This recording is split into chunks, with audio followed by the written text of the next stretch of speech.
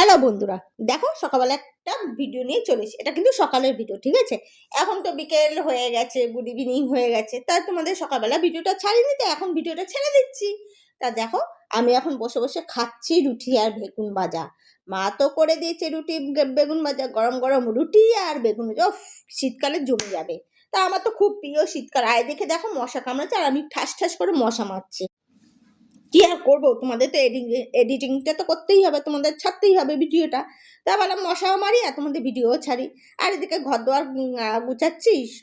ছেলেকে বললাম তুই উঠে ওই ঘরে চলে যা, আর আমি কম্বল টম্বল ভাঁজ করতে এদিকে টুকটাক করে কম্বলও ভাঁজ করছি আর বিছনাটাও ছেড়ে দিচ্ছি, ঘর দোয়ার পরিষ্কার করে দিচ্ছি। আর এদিকে তো মাথায় রয়েছে কত দুশ্চিন্তা, জানো তো। কেন বলো তো বন্ধুরা?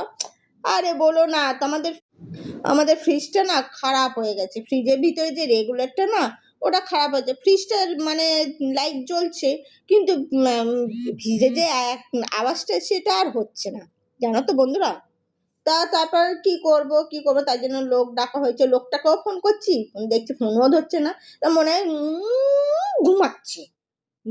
মনে হয় খুব ঘুমাচ্ছে, বুঝেছেন? তো যাই হোক, তারপরে আবার পরে ফোন করতে করতে করতে তখন আবার পরে ফোনটা ধরেছে। ধরে তারপরে কথা বললো মা, বললো এরকম ফ্রিজ খারাপ হয়েছে, এসে ঠিক করে দিয়ে যাও। তার ঠিক আছে। তার লোকটা এলো, ফ্রিজটা ঠিক করলো। ফ্রিজটা দেখে বললো ফ্রিজের ভিতরটা যে গ্যাস পাইপটা আছে ওইটা খারাপ হয়ে গেছে।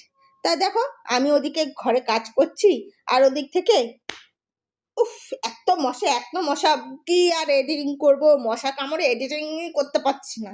যাই হোক, ওইদিকে দেখো ছেলের জামা কাপড় মেলা রয়েছে, যেগুলো একটু ভেজা রয়েছে সেগুলো ওলটপালট করে দিলাম, আর যেগুলো শুকিয়ে গেছে আর সেগুলি আবার তুলে নিয়ে এলাম। দেখো এগুলি এখন ভাঁজ করছি, ঝপাঝপ করে ভাঁজ করছি। আর তোমাদের আমি যে ফ্রিজটা দেখাবো, দেখো ফ্রিজের অবস্থা কি অবস্থা হয়ে রয়েছে। ফ্রিজটা খারাপ হয়ে গেল একটা, দেখো একটা ঘরের যদি কোনো জিনিস খারাপ হয় সেটা কত না কষ্ট লাগে বলো তো। যাক, এই দেখো ঘর দোয়ার গুছানো হয়ে গেছে। দেখো ছেলে শুয়ে রয়েছে আর ঘর বিছনা টিছনা সব ঝেড়ে তারপরে এগুলি সব মুছে টুছে সব পরিষ্কার করে নিচ্ছি, ঘরটাও ঝাড় দিয়ে নিয়েছি। তা এই দেখো এই পাশটাও সব পরিষ্কার করে নিচ্ছি। এই দেখো দেখো ফ্রিজের তারটা নিচে পড়া, ফ্রিজটা খোলে, এই দেখো এই ভিতরে যে গ্যাস পাইপটা আছে সেটা খারাপ হয়ে গেছে, আর এই রেগুলেটরটা খারাপ হয়ে গেছে। যাই হোক, উনি গেছে গড়িয়ে রেগুলার আনতে, রেগুলার এনে লাগাবে, তারপর ফ্রিজটা ঠিক হবে। তা হ্যাঁ,